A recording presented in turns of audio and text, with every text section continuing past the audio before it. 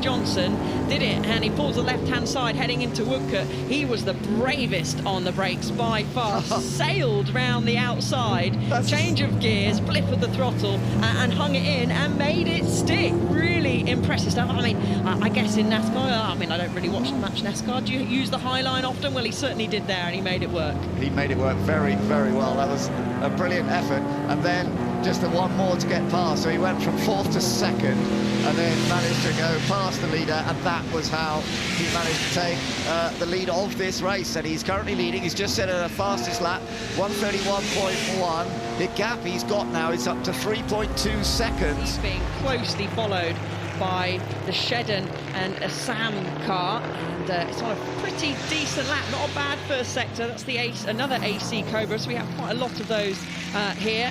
Heading up through the kink on the Lavant Straight into Woodcote now, a tricky braking zone. You can see that the slippery surface flag was out for, and that doesn't necessarily mean it's slippery. Could even be a sign of debris. You can see that getting so sideways all the way to the exit, slam on the brake into the chicane. You go right, then left from driver's point of view, and this is looking a pretty handy lap. Let's see, they're currently in 6th place. Do they pop up further up the field? They do. P3 still 9/10 of a second off Jake Hill's time. So it's Gordon Shedden in the car now, who's doing this fantastic job. Front wheel dangling in the air, that inside front in some corners just lifts off the ground, but still the performance is very, very impressive. And this was an independent competition Cobra that raced in period in the United States, and a special motor apparently running in it as well. Supply of 5-bolt V8s, and Ford opted for a combined version, and so this has a pretty special engine on board, and it's working well for Gordon Shedden right now, who's up into 3rd place. But Jake Hill has held the pace, and he's just doing. But back at the front, look at this. I mean, Healey, they knew that it's a good pairing, that Healey and Jackson pairing. That matchless, really flying, beautifully prepared. Doesn't quite have the top end of the Vincent of Josh Brooks. Just missing out a little bit on that CC, but it's certainly flying. It looks like he's handling well, but Brooks might just have the inside line here coming down, and I think he will do. I think we're going to see him make this move as he comes down to Woodcote. Never say die, so first has become second and second has become first, but still fighting back. So that brilliant start from the middle of the 3rd row for bike number 38, the matchless. Not out of the picture yet, that's for sure. Coming into chicane, just what, a whisker off the tail of Brooks, who's now in the lead of the race in the midst of Black Lightning. Will it get away? Riders hunkered down as low as they possibly could, but more punch out of the... Oh, where's the rider in 3rd place? Dropped back a tiny bit. Yeah, he did, and I mean, speaking to him earlier, I saw him at breakfast, he said it's such a lovely thing to ride. But he's really enjoying riding it smooth. He said the jetting on it is really nice, and he's been able in places sort of to ride around. The Vincent's not quite as nimble, doesn't handle quite as well, but just with that extra capacity, that big 998cc 50-degree V-twin, it's got about, I think it could do about 125 miles an hour. Probably got another 10% more power than the matches in front. And that Royal Enfield of Meteor of Fernando Mendes is not going anywhere either in 3rd.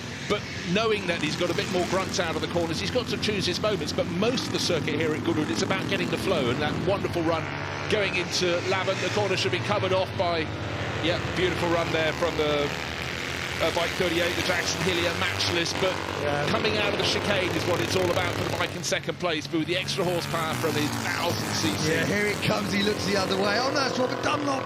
Robert Dunlop, that's unfortunate. Robert Dunlop obviously absolutely flying, but he's had a problem there on his 1953 Norton Manx, so he is out. And look at that, is that Michael Rutter as well? Looks like Rutter might have moved up to 4th behind these guys, right from the back row. Fernando Mendes is going forward. Helia there. Well, that's a more than average return. If he gets up to 4th place, the Russell Rutter bike started in 27.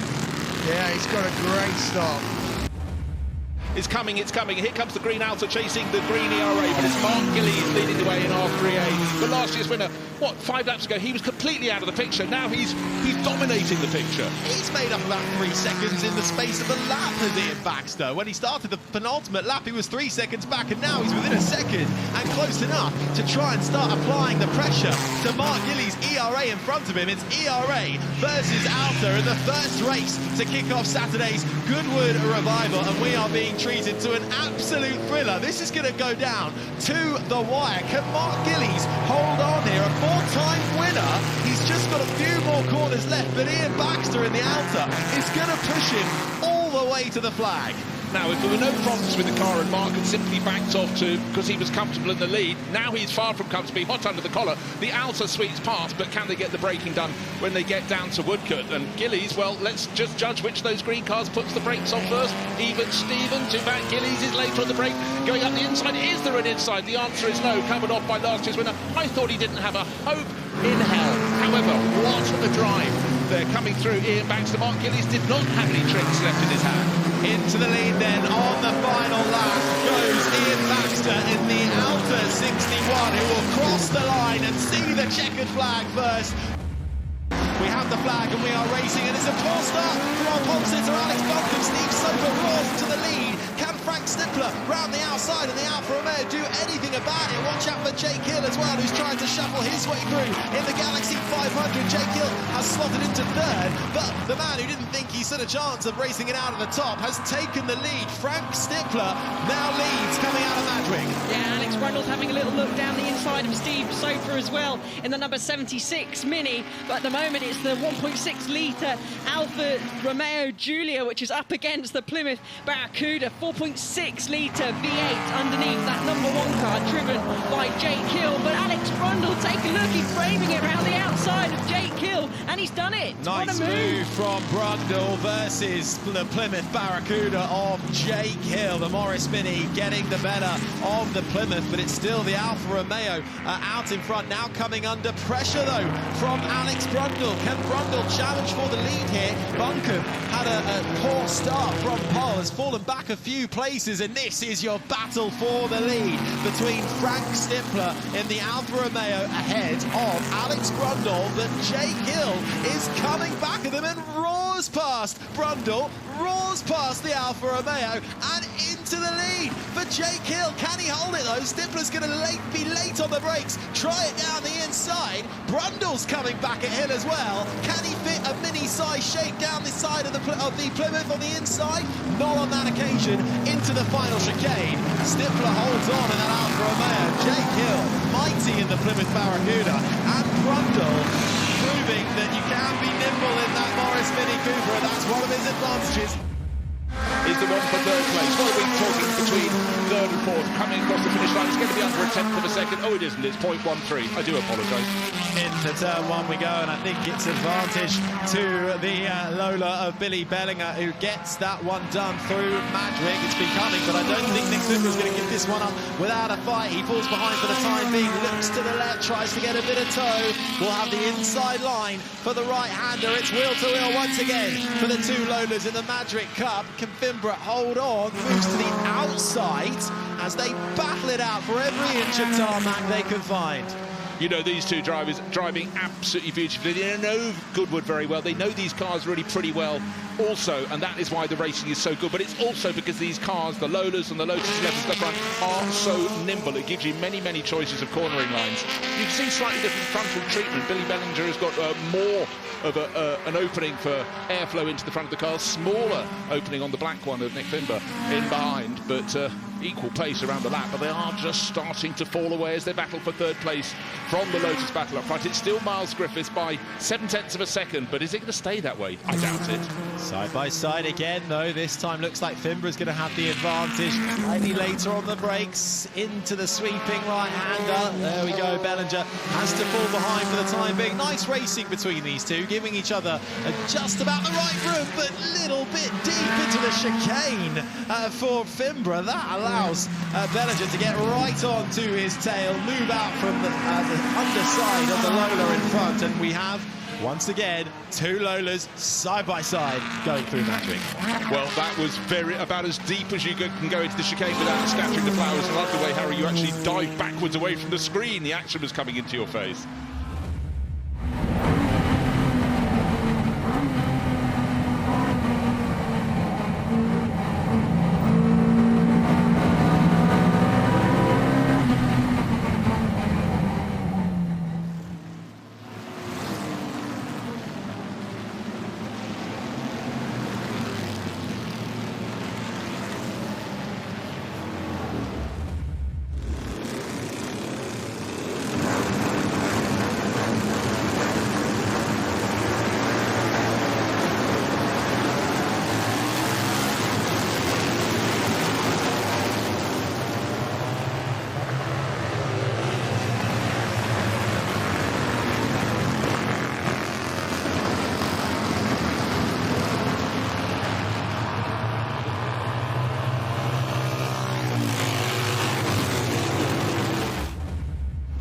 place in that. So the 356A, which is having a great race up until that point, just losing a couple of other positions to his rival Porsches. As out in front then we have well, traffic for the XK150 and the Austin Healey. Can Tim Crichton and the Austin Healey behind make use of this traffic and try and find a way through as they almost start a Dodgem-like scenario, trying to make their way past the slower traffic? So far so good, but they got one of the Aston Martins in front of them as well.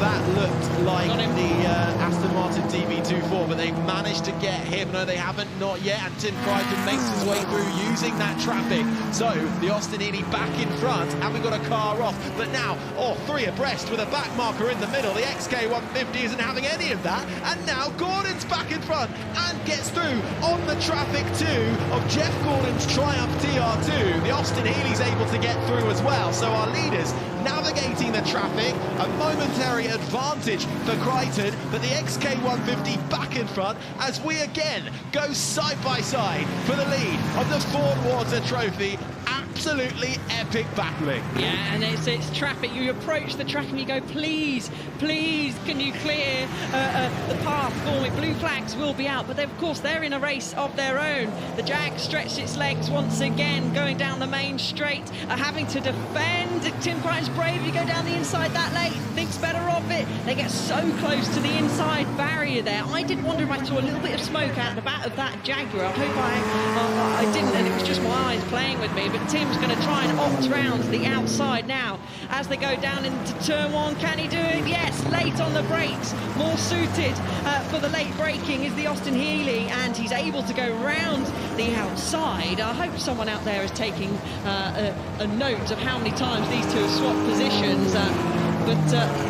Yeah, there's a problem for the 12, but I just wonder if the Jag does have a problem, Harry, because it just seems to be losing a little bit of pace. White and red stripe Lola T70 Spider, it surely is getting closer. He's running right to the end of the track at St Mary's as well. This is 11th, 10th racing. He has caught up massively as Ollie Bryant, and running a little bit out wide again is James Davison, who just struggles to get it turned in, and that's all Ollie Bryant needed. The invitation was there, the gap was there, and Ollie Bryant said thank you very much. Can he keep that nose in front though as they go side by side for the lead of the race? It's McLaren versus Lola. Can he do anything? But then the might of that McLaren of Davison just steams through as they get onto the brakes through the right-hander. The Lola of Ollie Bryant closes back up through the corners, but I thought Ollie Bryant might have had him there. Not so. Through the chicane we go once more. We were talking about setup a short while ago, and I think the McLaren has just set up more for the rainy conditions. Yesterday it seems a little bit softer. They both got the same size engine, 5.7 litres of roar away V8 fun, but Ollie Bryant gets the Lola in front. Absolutely launched himself, did Ollie Bryant, out of the chicane with the grunt, with the power to make it look almost easy to pass James Davison down the main straight, but Davidson is staying right with him. This fantastic battle for the lead in this, the Whitson Trophy side-by-side action again. They're leaving Nick Padmore for just a few seconds behind, but they've already had one bit of a collision, forcing Ollie Bryant off into the grass, and as I say that, off into the grass goes James Davison too. Didn't quite go into one there. He's battling with the Ferrari, the Van der Loft and Burma Ferrari, sneaking up, almost pushing it along the Lavant Straight. Have they got a bit of traffic in front of them, or is that all for position? I think it might be, Ben, as they head into Woodcote. Yeah, my goodness, that pit stop. We knew that it was a slow pit stop for him, but him to be down in 15th place, as you say, that's a bit of a shocker, because this car was up front initially, lost a few places under Richard Mines, but not that many, and it's a real shame in a way that it's now not a part of the battle up front, but Rob's not going to stop enjoying himself, is he? No, the Ferrari getting all out of shape on the exit of the chicane. Rob checking the mirrors left, checking the mirrors right, doesn't quite have the E-type, doesn't quite have the legs on the Ferrari. He's having a little look down the inside. He nibbles the inside curve. Is he going to be able to make it stick there side by side? Ben, I think he might have just got it. Yeah, great move from Rob Huff. Gets past Yelmer Berman in the number 21 Ferrari, who's also under attack from the Aston Martin behind as well, and Josh Cook is in that. So Josh Cook is now trying to take advantage if he can find a way through, but there's no doubt that Rob Huff is absolutely flying in the number 7 E-type.